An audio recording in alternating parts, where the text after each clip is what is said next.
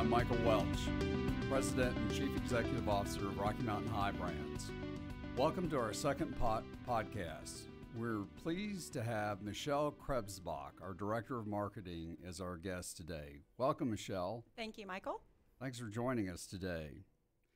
So, Michelle, can you tell us how you came to Rocky Mountain High Brands? Of course, I know the story, but I thought you'd share it with everyone that's listening. Yes, it's an interesting story. I was referred to Rocky Mountain High Brands by a third-party vendor who asked me to come sit in on a meeting with your entire executive team.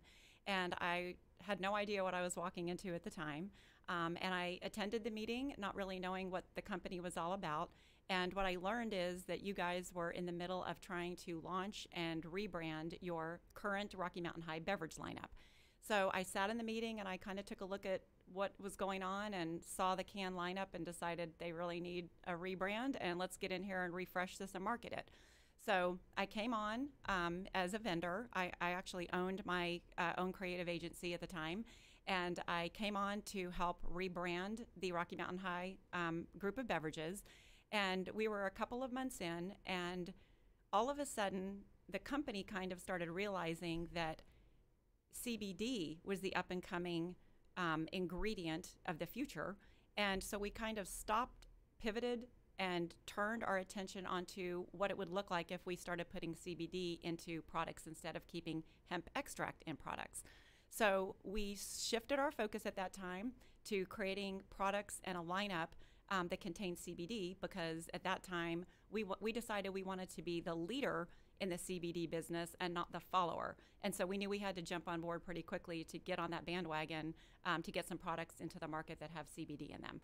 And so that was kind of my initial, coming onto Rocky Mountain High Company to start a lineup of products with CBD in them. Well, that's great. Well, we're extremely glad that you're a part of our team, and very fortunate to have you as a member of our executive team. So tell us about your background before you joined us.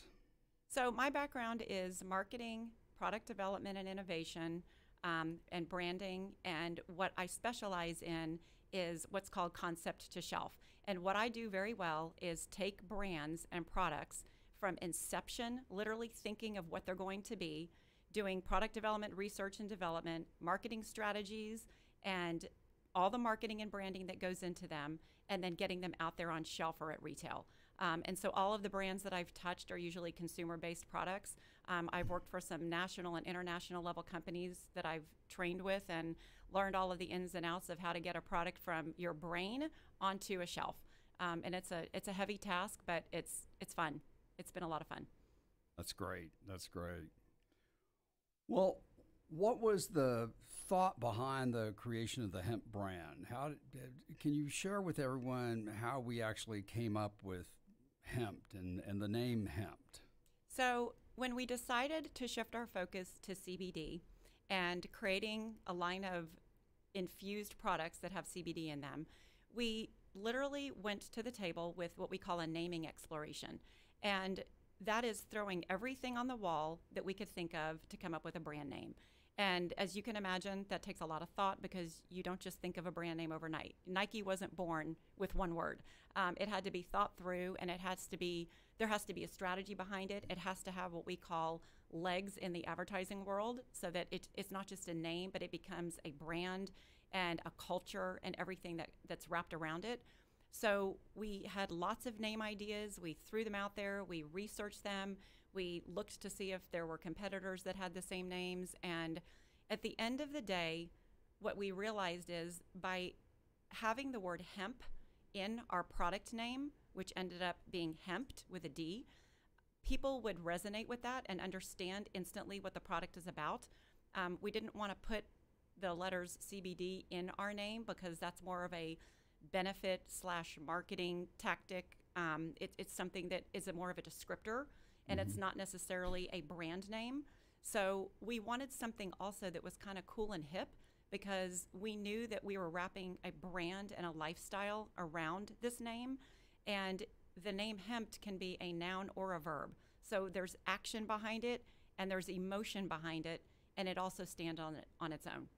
So there's a benefit of having a short name as well. correct? Yes. So the coveted number of letters in a URL is 5. And it just so happens that our brand name has 5 letters in it. And it just so happens that we secured hempt.com. And so that is a coveted thing, to have 5 letters in a URL. And so our name is short and sweet. It's got 5 letters.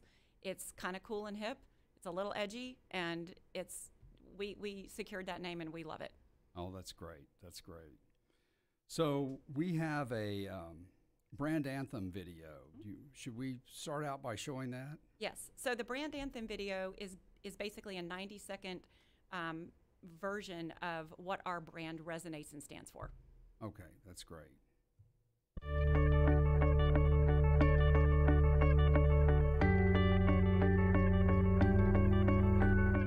There is a growing movement to live healthier lifestyles, to live better, to live longer, to live well. It starts with the little things you do every day, and it develops into something more. We begin with a tiny seed. We nurture it and cultivate it as it grows and thrives. We harvest it, ensuring quality and taking care through each and every step of the process, never cutting corners. Purity is a byproduct of our commitment and dedication to providing the highest quality CBD we can. No detail is too small or goes unnoticed.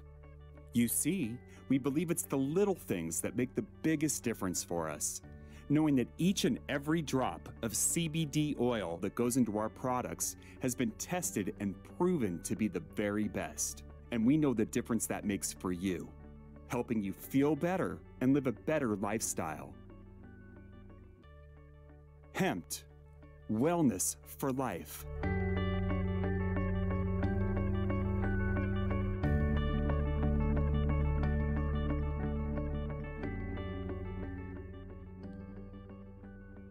So tell us about the brand anthem video and what that stands for and how that concept came about.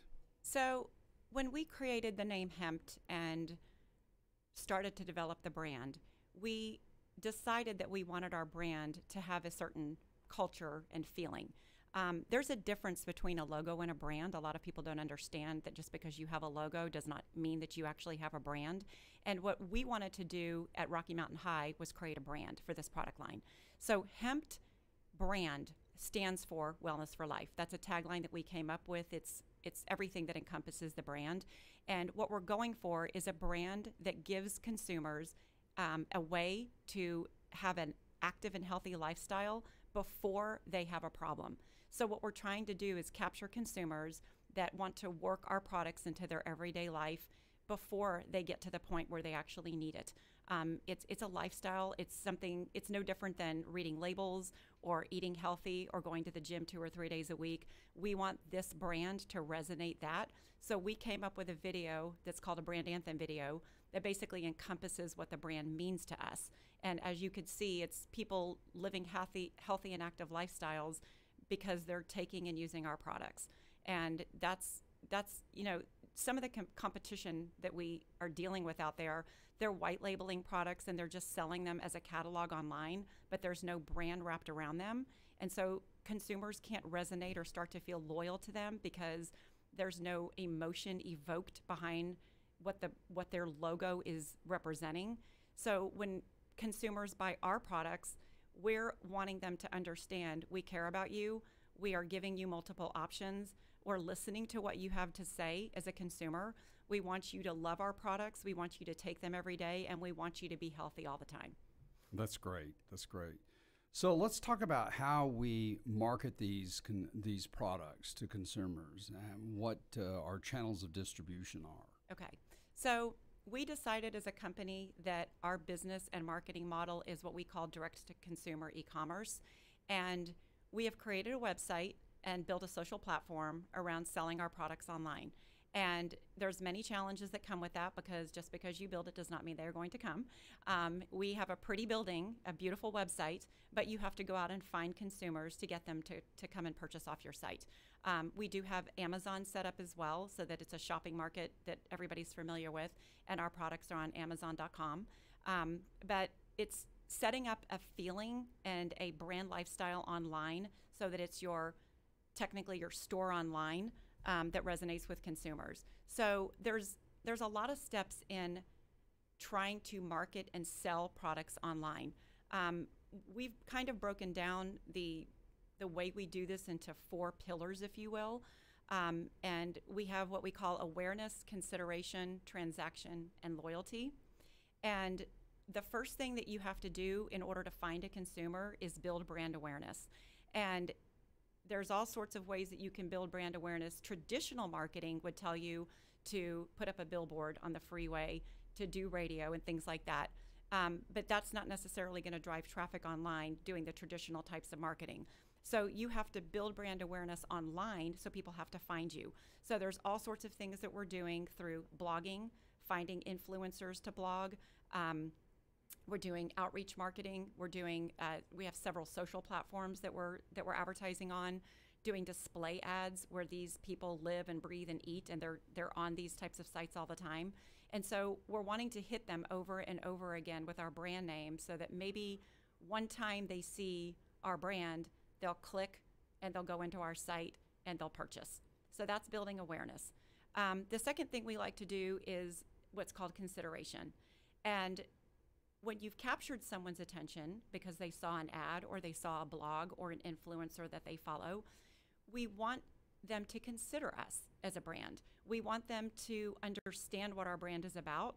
And so to develop consideration, we have to make the journey appropriate to them, meaning that if they have certain values, for example, they want to try something, but they might want a money-back guarantee, or they're scared to try a product because they don't know if they're going to like it, and they want to be able to return it if they don't like it, or if they don't understand and they want to call a 1-800 number and ask somebody for help or information about our product.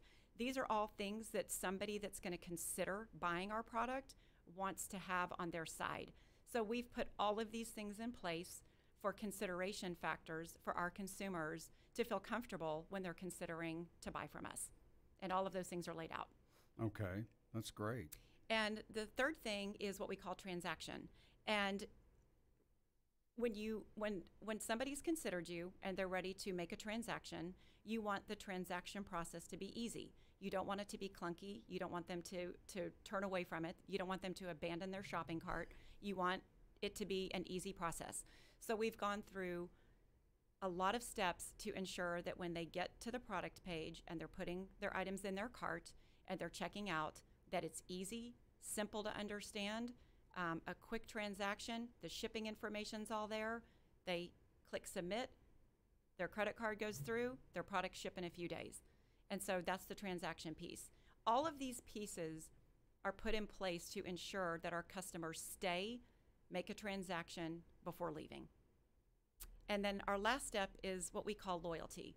Once they get the product, they open it, they have a great experience receiving it, they received it in a timely manner, they try it, they like it, they love it, they tell all their friends, and they're loyal. And that's the ultimate goal, is for the loyal customer. Fantastic. And so all of those pieces are being put into place right now, correct? Yes. We have built our website. We fine-tune it. We've optimized it. We're optimizing the journey of purchase. So every day we're looking at the site, and we have analytics in place to help us see, are people leaving? Are they exiting before they're finishing their journey of shopping? If they're exiting, where are they exiting?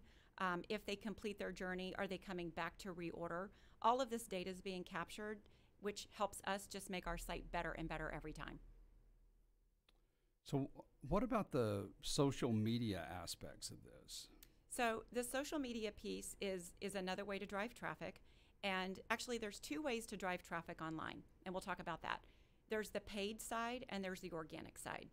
And the paid side of things can happen through display ads and through boosting your ads on Facebook, through just other ways that you pay, like pay-per-click and paid search. And what happens is you put together a strategy and you put together a marketing campaign and you pay dollars to media publishers to place your ad campaigns online. And what we've done is we've outlined a persona to go after, and I'll talk about that in a minute. And we've put together a media strategy and a media campaign, and we've put a campaign out there that we've put media dollars to generate brand awareness and traffic. And that's all on the paid side. So I'll talk about the persona that we've identified, because that's part of the paid advertising that we've done. In order to go out there and find a consumer to purchase your products, you have to know who you're going after. So we've spent months putting together what we call a persona outline to define and develop the person that we're going after. Who are we talking to? Where do they live? What do they do on the internet? What are their habits and hobbies? What are their likes and dislikes? What do they look like? How many kids do they have? How many kids do they not have? These types of things. It's a whole lifestyle. We've built our persona, and we call her Veronica. And I'm a Veronica. So I resonate very much with our persona person. We call her Veronica, and we know everything she does online and offline. So just as a point of clarification, could a Veronica be a man or a woman? Yes, Veronica can be a man or a woman. And because we named her Veronica does not mean she's a woman. As a matter of fact, we're currently gathering data. It could very well be more of a male. So is there an age range that a Veronica could be? So we don't like to use demographics anymore to define a persona. That's kind of something of the past, where it was name, gender, age, right, that type of thing. Now you build personas based around habits, hobbies, lifestyles, trends, where you live, eat, breathe, and sleep. And so they're going to fall out and end up being an age group. And actually, we're getting that data so that we'll learn more about the age. But it's not, we don't care so much about staying in an age range, because if we find a trend in an age that doesn't fit the rest of the personality, and we go after an age, like let's say we decided 24 to 34 was the age we think we need to go after, but all of the other key personalities of that persona don't match, those people aren't going to buy from us. So the age will reveal itself when we get sales conversions. Well, that's interesting, because people ask me all the time what our demographic is, and I'll say 18 to 88. Yes, I mean, exactly. It's whoever leads a healthy lifestyle that wants to use these products to support that healthy lifestyle. Correct. And it's other behaviors as well. It's, do they prefer looking at labels? Do they care about vegan and non-GMO products? Are they looking to be preventative instead of looking for something at that moment? We have defined 2 other personas that we're going to be overlaying on top of Veronica at some point down the road with our campaign strategies. Mm-hmm. And those people will be a little bit different, but right now we're focusing on going after Veronica specifically, and that particular person is the person that does not have an ailment. They just know hemp and CBD is good for you, and if they don't and we educate them, they will realize this needs to be a part of something I need to do every day. Okay, great. Well, that's interesting, because it helps our listeners understand how we're approaching the market from an e-commerce standpoint. Yes. And so what I described a minute ago was our paid side, setting up the persona, figuring out who we're going after, and paying and setting up paid media campaigns to drive traffic to our website based on dollars that we spend out in the marketplace. The other side that we've been laying the foundation for months is the organic side. It's called organic growth. And that's where the social pages come in, and that's where the SEO comes in. So what we do on the organic side is we optimize our website so that we drive traffic organically. And what I mean by that is people come to our website because they find it in a search naturally. We didn't have to go pay money to go get them as a customer. So when you optimize your site and you put in the correct keywords and you put in correct content and you're getting blogs and driving traffic to your site organically, then you don't have to go out and pay for media to drive traffic to your site. And that's what we're doing on the social pages. We have Instagram, Twitter, and Facebook up, and we're driving traffic naturally by posting 3 times a week. We're educating customers. We're not selling on our social pages. The goal is not to put up a BOGO, a BOGO offer or something like that. Instead, what we're doing is telling them what's going on in the industry, telling them about the farm bills that are passing, telling them what the benefits of CBD are, and letting them come to our Facebook page regularly to find this information. Well, we've evolved as a company because when we first started using social media, we used it for things like BOGOs. Yes. So I'm glad to see us like grow up in terms of how we use social media. Yes. And there's a right and wrong way. Everyone thinks that they have to sell. And when you force something on someone, then it seems like you're selling. When you're educating them, you're not selling. And it's a more natural gravitation. I think one of our biggest challenges as a company is educating consumers, Yes. because this is an area where consumers need education. It's a confusing patchwork of not only CBD versus marijuana, but state laws and regulations and federal laws and regulations. And so there's lots of opportunity for confusion. Yes. Yes. You ask somebody, do you know what CBD is? Oh, isn't that marijuana? No, doesn't even come from the marijuana plant. It's not even marijuana at all. Sorry to say. And it is confusing. And I think, what's kind of cool about what we're doing is we're so on the cutting edge of this industry that at some point in the near future, hemp and CBD will be household names like Kleenex and toilet paper. And we're going to look back and say, we were the first ones. We were one of the leading companies that got our products into the hands before anybody knew it was a household name, because it's coming and it's the wave of the future. Nothing's going to stop it. And people will understand the benefit. It's, one of the hot trends right now is flaxseed oil. You see it in everything. Mm-hmm. Flaxseed, why do you put that in a food? I don't even know what it does for you. But you know that it's good for you because it's in a lot of foods and it's out there right now. And so you look and you go, okay, that must be good. That's hemp. Everybody knows now that hemp is like something that's good for you. You're supposed to be taking it. And they're just not there yet with CBD. And right. What's incredible is that CBD offers even more benefits than hemp. And people will start getting on that bandwagon, especially if it gets in the hands of some cool influencers and they're out there touting our brand.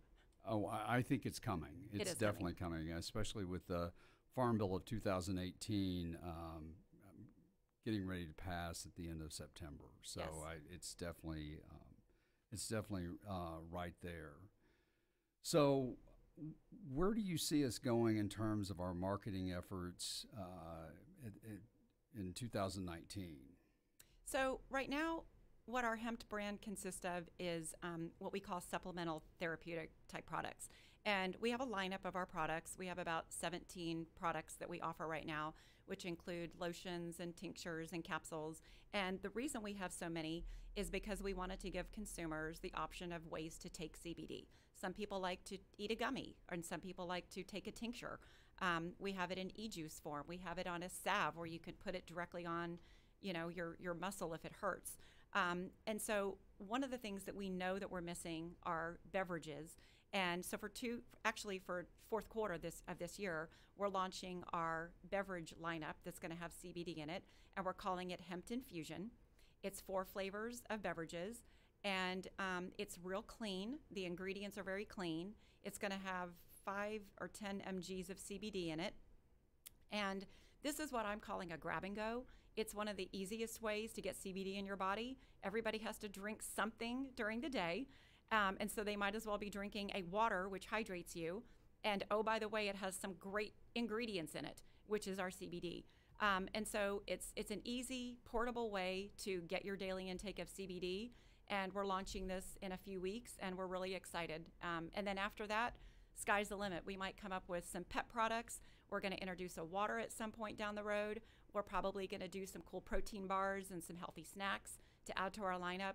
Everything that we're going to think through in terms of innovation will, in my opinion, cover 2 things: be disruptive in the category, and it will be a way for a person to be able to live a healthy and active lifestyle. Those are 2 mission critical things that every product that we introduce, it has to fall into that realm, because that's kind of the culture of our company that we're creating. That is absolutely correct. I couldn't have said it better myself. So thank you. Appreciate that. So do we have any other slides to share today? Well, one of the cool things that I wanted to talk about is some of the data that we've gathered Right. and some of the marketing campaigns that we're doing. So as I told you, we've outlined our persona. We've just started, literally, I think we're on day 6 of our media campaign where we're doing paid advertising. We're only doing display ads right now. We have not overlaid what we call paid social. So in about a week and a half, we will overlay our ad campaign with ads on our social platforms. But some of the cool stuff that we've gathered in our data in just the couple of days and weeks that we've been putting all this together is I have a graph that shows the difference between our unique visitors on the web on hept.com.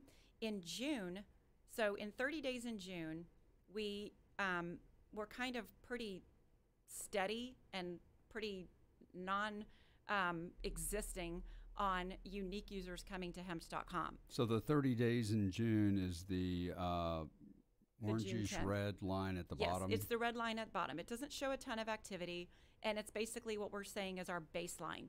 Right. And then in July, when we started kicking up our marketing and turning on our social pages and starting to do some paid advertising, you can see in just 1 month, the activity has gone way up. And this basically shows the amount of unique users that we've gathered within 30 days of just, ramping up some of our marketing efforts and getting more engagement on our social pages. And we're just continuing to climb.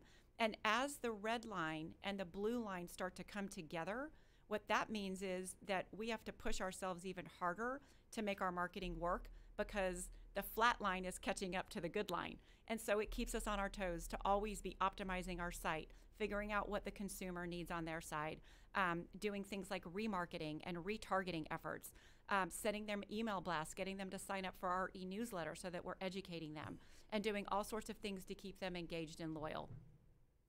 And one of the other reports that I wanted to show is that we can capture data through our analytics that show who's shopping and who's purchasing.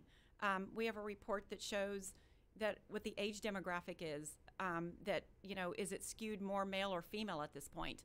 And, this is just within a few weeks, we've generated things like this that can tell us what, you asked about demographics. Right. We can get down to the nitty gritty and literally show you what these demographics are starting to look like from people that are visiting our page and shopping. It's very interesting. And then we can also capture what they're doing online. We have the ability to use artificial intelligence that tells us where they're hanging out online. And the more we know about our users, the more we can go after more of them. So if we see that they are shoppers and that they're into banking and sports and fitness, 2.71% are in sports and fitness, then we'll know where to put our display ad campaigns. We'll know the things to talk about on our social media pages that will interest them. And so this type of information is great information to pull for data needs to target like customers in the future. It's very interesting data. Yes, and then the last graph that I have shows that in the 6 weeks that we've launched our hept.com website, we acquired 86 referring domains. And what that means is we've got 86 different ways that people have come to our site from somewhere else out in internet world. Instead of just typing in hept.com, these people are coming onto our site through social pages, blogs, press releases, other people's websites, display ads. And what you want is what we call referring domains. You want that. That means activities happening online and people are coming to our site without us paying for it. They're finding our website naturally and they're clicking on it. So the goal is for this to continue to grow. Yes, yes. We want, in another 3 weeks, I want this triple digits. We need to be in the hundreds of referring domains. And the more blogs we do, the more influencers we find, the more activity we have on our social pages, the more our referring domains will go up. So how's this translating to sales? So what we hope is when the referring domain brings them to hept.com, they land on a page that's interesting, they surf around a little bit, they decide they want to try a product, they go into the shopping cart, and they select products and buy. And then we have things in place once they purchase. They receive an email, thank you for your order. We have a system in place where their order literally ships within 1 to 2 days. It goes out. We have a very short shipping time. They receive their product. We hope that they have a great, open your box experience. They try the product, and we have everything in place for them. If there's a question or an issue or anything, that they might have a question about, we have a customer call center in place.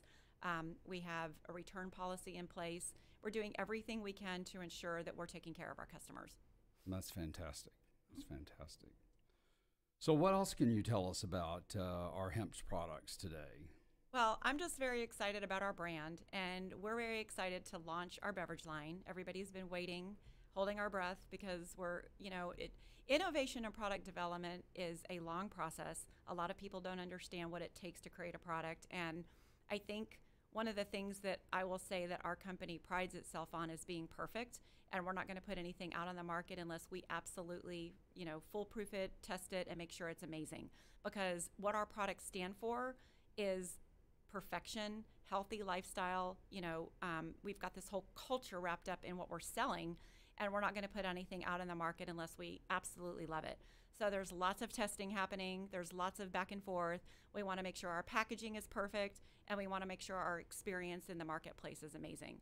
And we're also thinking about, we've got our marketing happening online. We're also working on what I call street and ground marketing, and we're going to try and get into retail with our beverage line, and which will also probably get some of our other products at retail as well. And so some of the things that we're doing online are attending events, going to expos.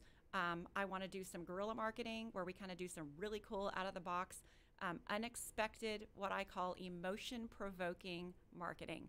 And those are going to be some things that might be coming up in the future that I've been wrapping my brain around and kind of strategizing about, because we have such a groundbreaking, innovative product that nobody else has. And so our marketing's not going to be bland. It's going to be pretty cool. Well, that's great. That's Yes. great. We'll look forward to that. Yes. So why don't you share with everyone what you do in your spare time? Well, I'm in a band in my spare time. I'm a lead singer in the InXS tribute band called In Texas. And so it's a lot of fun. And so I'm surrounded by musicians, and they're all about our drinks and our products. And a lot of my band members have actually tried our products, and it's just real fun. It's great. kind of cool. So That's it's fantastic. the rock star. It keeps us on our toes. That's right. So we have a rock star in our midst. Right. So we're very fortunate to have you. Thank you. So thank you for sharing this. Is there anything else you'd like to add to what we've talked about today? I'm just, really excited about everything we've got going on in the company. We have other brands as well that we're introducing and we're bringing on to the mix. And there's a lot going on with our company, with Rocky Mountain High. We have a corporate website now. Investing in our company would be something amazing right now, because CBD is so on the rise. You want to get in with a company that's at the bottom, going to the top, and you want to be in with a company that's the leader and that knows what a brand is. That's the biggest thing I will tout.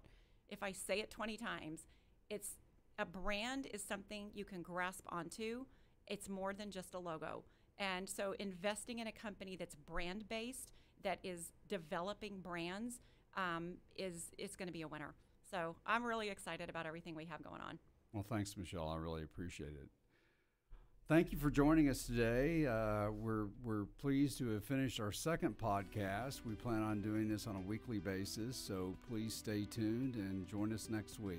My name is Michael Welch.